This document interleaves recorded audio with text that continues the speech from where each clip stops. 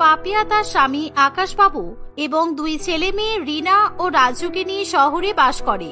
আকাশবাবু তার দুই ছেলে মেয়েকে খুবই ভালোবাসে। তারা সবসময় বাবার কাছে যা আবদার করে তাদের বাবা সবকিছুই তাদেরকে নিয়ে এসে দেয়।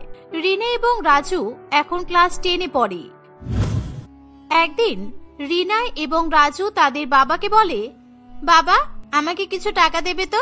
আসলে কি বলতো, যেসব জামাগুলো ছিল না সেগুলো অনেক পুরানো হয়ে গেছে। পড়তে যাওয়ার জন্য আমার কাছে ভালো জামা নেই। আর তাছাড়া ঈদের জন্য কিন্তু আমাকে আগে থেকে জামা অর্ডার করতে হবে। বাবা আমাকেও তাহলে দিতে হবে। শুধু রিনাকে দিলে কিন্তু চলবে না, আমি আমার বন্ধুদের সঙ্গে পার্টি করব। এই তুই আবার পার্টি করবি কেন? কাল থেকে রোজা পড়ে যাবে আর তুই পার্টি করবি বলছিস? এই বয়সে আবার পার্টি করার কি আছে? কই রিনা তো এরকম করে না। সত্যি তোর দ্বারা আর পড়াশোনা হবে না। ফালতু বন্ধু বান্ধবীর চক্করে পড়ে তুই একদম উচ্ছন্নে গেছিস। এবার মনে হচ্ছে পড়াশোনা ছাড়িয়ে তোকে কাজে লাগিয়ে দিতে হবে। মা কালকে থেকে রোজা, আমার খুবই আনন্দ হচ্ছে জানো। কালকে থেকে আমরা সবাই ভোরবেলা উঠবো, তারপর একসঙ্গে খাবো, আর তার সাথে সাথে আবার সন্ধ্যাবেলা ফল পাকড় আরো কত কিছু খেতে পারবো। এই রোজার দিনগুলো যে কত আনন্দ করে কাটে আমি বলে বোঝাতে পারবো না। হ্যাঁ তোর তো আনন্দ হবেই, তুই তো সবসময় খাওয়ার জন্যই ঘুরঘুর করিস। আর ফল পাকোড়া দেখলেই তো তোর জিভে জল চলে আসে সন্ধ্যাবেলা, তাই জন্য সকলের আগে তুই বসে পড়িস।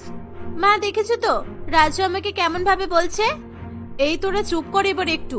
যখনই দেখছি তখনই তোদের দুই ভাই বোনের মধ্যে ঝগড়া মারপিট লেগেই আছে। দেখ কাল থেকে কিন্তু বাড়িতে শান্তি দেখতে চাই। কাল থেকে রোজা পড়ে যাবে। রিনা তো রোজা করবেই, আর রাজু তোকেও কিন্তু এবার সব রোজা করতে হবে। এভাবেই পাপিয়া তার দুই সন্তান রাজু এবং রিনাকে বকাবকি করতে থাকে। বাবা পয়সাটা কিন্তু আমাকে দিতে হবে, কারণ কাল থেকে রোজা বলে আমি আমার বন্ধুদেরকে বলে দিয়েছি আমরা রোজার আগে একবার ফিস্ট করে নেব। এই 1 মাস ধরে তো আর কোনো কিছুই করতে পারবো না, তাই জন্যই ভাবলাম আজকে রাত্রেবেলায় করে নেব। বাবা ওকে কিন্তু তুমি একদমই টাকা দেবে না, সবসময় শুধু বাজে খরচ করে। আচ্ছা তুই কি একটু দান ধ্যান করতে পারিস না ভাই? বাবার থেকে তো এত টাকা নিয়ে নিচ্ছিস। তুই যদি এই টাকাগুলো জমিয়ে রাখিস আর ওই জমানো টাকা থেকে কিছু কিছু টাকা গরিব ভিখারিদের দান করিস, তাহলে তো তুই সবার কাছ থেকে অনেক দোয়া পাবি। এই তুই আমাকে জ্ঞান দিতে আসবি না, ঠিক আছে? এই বলে রাজু সেখান থেকে চলে যায়। আকাশবাবু তার দুই ছেলে মেয়ের জন্য নিজের স্ত্রীকে কিছু টাকা দিয়ে দেয়। এই দেখে রিনা তার মায়ের কাছ থেকে টাকা নিয়ে নেয়। দেখতে দেখতে সেদিনটা কেটে যায়। রাত্রিবেলা যখন রিনা ঘুমাতে চায় তখন সে মনে মনে ভাবে, আমার তো ভোরবেলা একদমই ঘুম ভাঙতে চায় না। আমি আগে অ্যালার্মটা দিয়ে দিই, না হলে আমি উঠতেও পারবো না, আর সেহরি খেতেও পারবো না। রিনা এই ভেবে অ্যালার্মটা দিয়ে ঘুমিয়ে পড়ে। দেখতে দেখতে কয়েক ঘন্টা পরে ভোর হয়ে আসে। ভোরবেলা রিনা প্রথমে উঠে তার বাবা মাকে ডাকে এবং তারপর ভাইকে ডাকতে চলে যায়। রিনার এক ডাকেতেই তার বাবা মা উঠে পড়লেও তার ভাই কিন্তু মোটেও উঠতে চায় না। তাই রিনা রাজুর দরজা ঠুকে ঠুকে তাকে ঘুম থেকে তোলার চেষ্টা করতে থাকে। রাজু, এই রাজু, তুই নাকি আজকে রোজা করবি? তুই তো জানিস ভোরবেলা উঠতে হয়। তুই এখনো পড়ে পড়ে ঘুমাচ্ছিস কেন? এবার আমাদের খাওয়াই হবে না দেখছি। তাড়াতাড়ি ওঠ, সবাই মিলে একসঙ্গে খাবো তো, না হলে তোর জন্য আলাদাভাবে সবকিছু রেখে দিতে হবে। এই তুই যা তো এখান থেকে, আমার খুব ঘুম পাচ্ছে আর ওঠার এখন ইচ্ছা নেই আমার। খোকা তাড়াতাড়ি উঠে পড়, আমাদের খাবার খাওয়ার সময় হয়ে গেল তো। এখন যদি না খেতে পারিস তাহলে কিন্তু সারাদিন কিছুই খেতে পারবি না। তাড়াতাড়ি উঠে পড়। এভাবেই পাপিয়া তার ছেলেকে ডাকাডাকি করতে থাকে। তখন মায়ের কথা শুনে শেষ পর্যন্ত রাজু উঠেই পড়ে। তারা সবাই মিলে একসঙ্গে খাবার খেয়ে ঘুমিয়ে পড়ে। দেখতে দেখতে সকাল হয়ে যায়। সকালবেলা পাপিয়া তার মেয়েকে বলে, এই রিনা, তুই কি আজকে স্কুলে যাবি?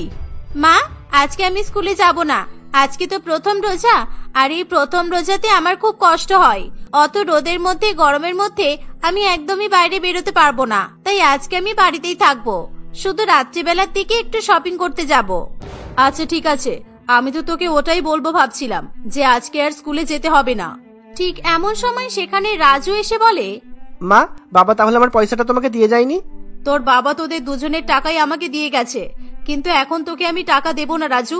আমি জানি তোকে টাকা দেওয়া মানি তুই এক্ষুনি টাকা খরচা করে ফেলবি। মা, আমি কেন খরচ করব? আর এখন তো আমি কিছুই খাবো না, কারণ আমি তো রোজা রেখেছি। সে তো আমি জানি, কিন্তু তোর হাতে যদি আমি টাকা দিই তাহলে তুই এক্ষুনি গিয়ে দোকান থেকে কিছু খেয়ে আসবি।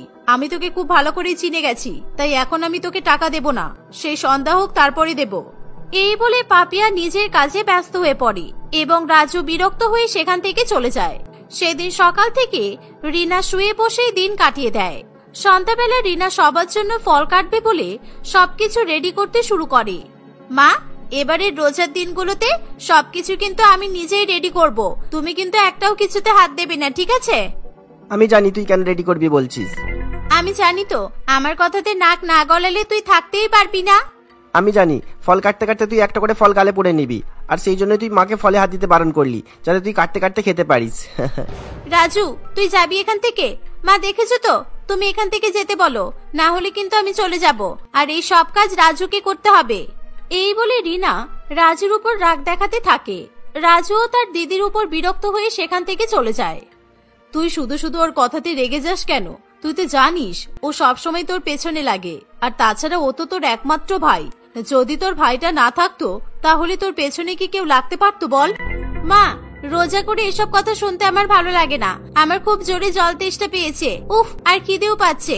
যতক্ষণ না একটু মুখে কিছু দিচ্ছি ততক্ষণ আমার মাথা ঠিক হবে না। আর ও যদি মাথার কাছে এসে এরকম কথা বলে তাহলে ভাবো তো আমার রাগ হবে না? আচ্ছা ঠিক আছে, আর বেশি কথা না বলে ফলগুলো কেটে রেডি করে ফেল। আর হ্যাঁ, শরবতটা আমি গুলে দেবো নাকি তুই গুলবি? না না, শরবতটা আবার তুমি গুলে দেবে কেন? ওটার জন্যই তো আমি বসেছি, তুমি চিন্তা করো না। তুমি সারাদিন অনেক রান্না বান্না করেছো, এবার একটু তুমি বসে পড়ো, টেবিলে গিয়ে বসো, আমি সবকিছু নিয়ে যাচ্ছি। এসব করতে আমার খুব ভালো লাগে। এই বলে রিনা তার মাকে খাবার টেবিলে চুপ করে বসতে বলে। রিনা নিজেই সমস্ত ফল কেটে যে যার মতো প্লেটে দিয়ে দেয় এবং শরবতটাও যে যার মতো গ্লাসে ঢেলে দেয়। রাজু এবং তার বাবা খাবার টেবিলে এসে বসে। দেখতে দেখতে কিছুক্ষণের মধ্যেই তাদের ইফতার করার সময় হয়ে আসে, আর তারা সবাই মিলে রোজা খুলে ইফতার করতে থাকে। বাবারে, জলটা খেতে কতটা শান্তি পেলাম।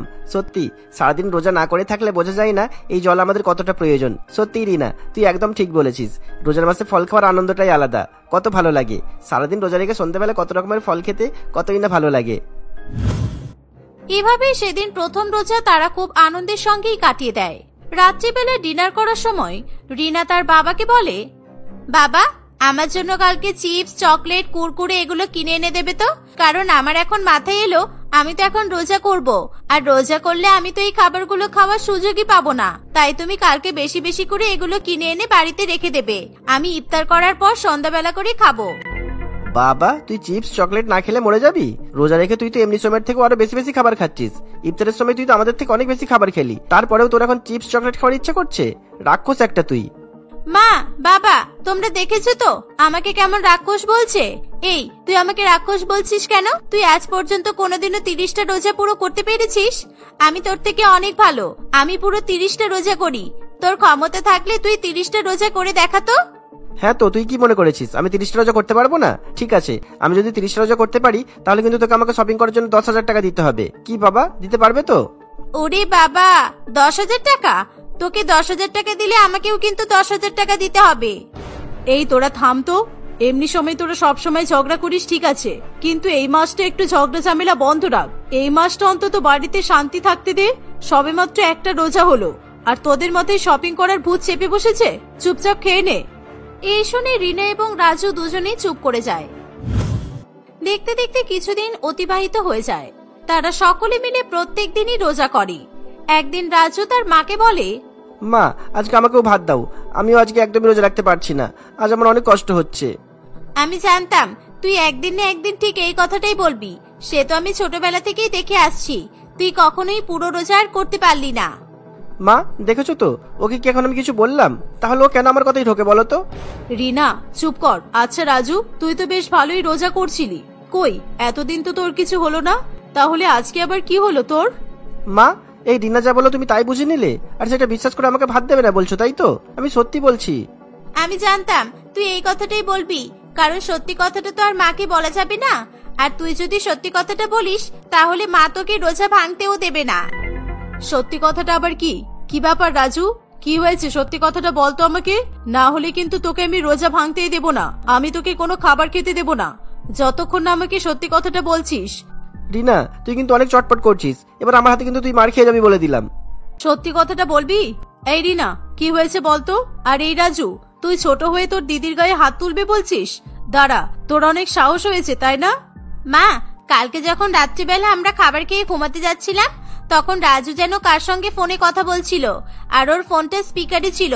আমি ওদের সব কথাই শুনতে পেয়েছি। ওটা তো আমি আমার বন্ধুদের সঙ্গে কথা বলছিলাম, আর তুই সেই কথাটা নিয়ে উল্টাপাল্টা আমাকে বলছিস। যেটা সত্যি তাহলে তুই সেটা বলে দে না, এত ঘুরিয়ে পেঁচিয়ে বলার কি আছে? কি তার মানে তুই আমার কথা লুকিয়ে লুকিয়ে সবকিছু শুনেছিস? এই তুই কেন সবার কথা শুনিস? আমার পার্সোনাল কথা তোকে কে শুনতে বলেছে? তোর পার্সোনাল কথা শোনার মতো আমার কাছে সময় নেই। আমি ওই সময় তোর রুমের বাইরে দিয়ে যাচ্ছিলাম, তাই আমি শুনতে পেয়েছি। মা দেখেছো তো? তাহলে এখন সত্যি কথাটা তুমি কি বুঝতে পারছো? না, আমি এখনো বুঝতে পারলাম না কি হয়েছে। তোরা একটু আমাকে বলবি? তোরা দুই ভাই বোন মিলে কখন থেকে একে অপরের সঙ্গে তর্ক করেই যাচ্ছিস, কিন্তু কি হয়েছে আমাকে তো বলছিস না। মা, আসলে সত্যি কথাটা হলো আজকে আমি আমার বন্ধুদের সঙ্গে শপিং করতে যাব, তাই ভাবলাম আজকে আর রোজাটা রাখতে পারবো না। তুই বন্ধুদের সঙ্গে শপিং করতে যাবি বলে রোজা করবি না? ছি ছি ছি ছি, রাজু তুই এটা কি বলছিস? মা, ওরা তো অনেক দূরে দূরে শপিং করতে যাবে, আর ওদের সঙ্গে তো আমিও যাব, আর অত হাঁটাহাঁটি করলে তো অনেক কষ্ট হবে, তাই ভাবলাম আজকে আর রোজাটা করবো না। আচ্ছা, তুই তাহলে আজকে ঈদের শপিং করতে যাবি তাই তো? কিন্তু হ্যাঁ, তোকে রোজা করেই যেতে হবে। তাহলে আমি তোকে আরো কিছু টাকা দিচ্ছি, তুই তোর জন্য কিছু কিনে নিবি, আর হ্যাঁ, তোর দিদির জন্যও কিন্তু কিছু কিনে আনবি। মায়ের কথা শুনে রাজু খুবই খুশি হয়, আর তার সাথে সাথে রিনাও খুবই খুশি হয়। এভাবেই ঝগড়া, ভালোবাসা, রাগ, অভিমানের মধ্যে দিয়ে তাদের ভাই বোনের রোজা কাটতে থাকে।